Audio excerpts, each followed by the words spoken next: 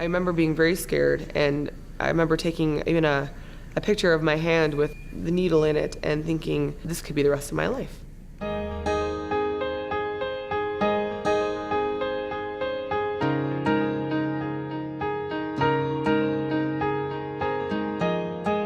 My health journey really began when I was 19. I was actually not even in Grand Rapids. I was in college at the U of M. It was Halloween night, and I started feeling some pain in my hands and my wrists. I tried not to pay too much attention to it because I was ready to go out and enjoy an evening with new friends. But by the end of that evening, I got home and I felt like I had sprained both my hands and my wrists.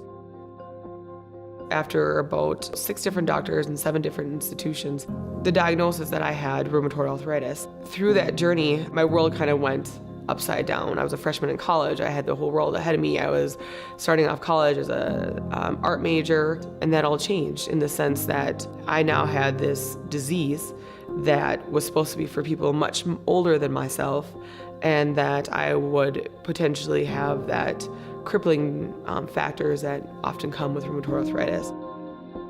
When I had that conversation in Duluth with my doctor about these infusions, she gave me options. She gave me the option of coming to Duluth, which is where, no matter where I was in the state or where I was living, I would always travel there, or I could come back home to Grand Rapids.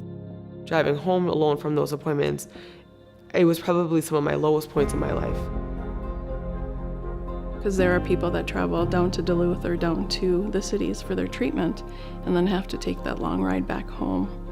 And I see what patients are like when they're here and they only have to go 5 miles to home.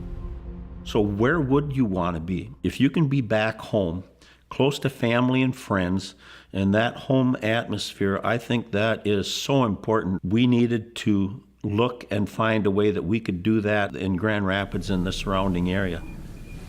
So one of the reasons I decided to go into the oncology field was because of the history of cancer in my family.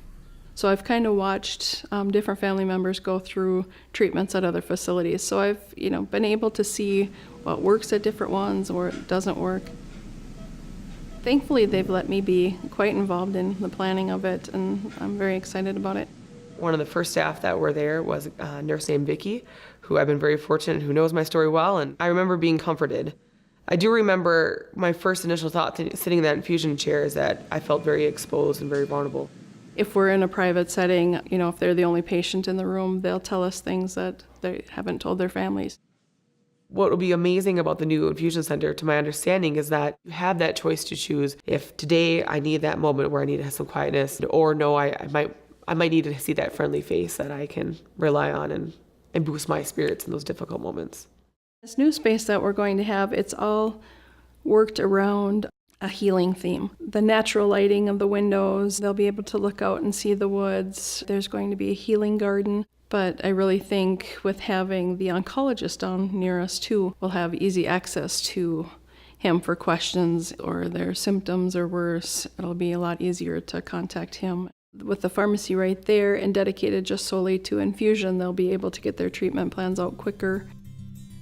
To be able to have some care in a town that's 11,000 in northern Minnesota, I think is huge from that standpoint of having those specialty services.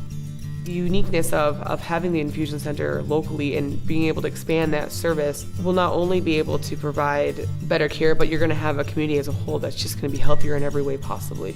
Financially, family-wise, emotionally, and at the bottom line, physically.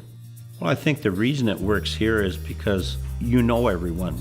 The doctors are also, and the staff at the clinic and hospital, they're the people you see at a football game. They're the people you see in the pew next to you when you go to church, when you're walking around the aisle at a grocery store. It's a close-to-home atmosphere where people feel as though they're a part of the community. There's this sense of closeness to home that is very emotional, that you have those familiar faces.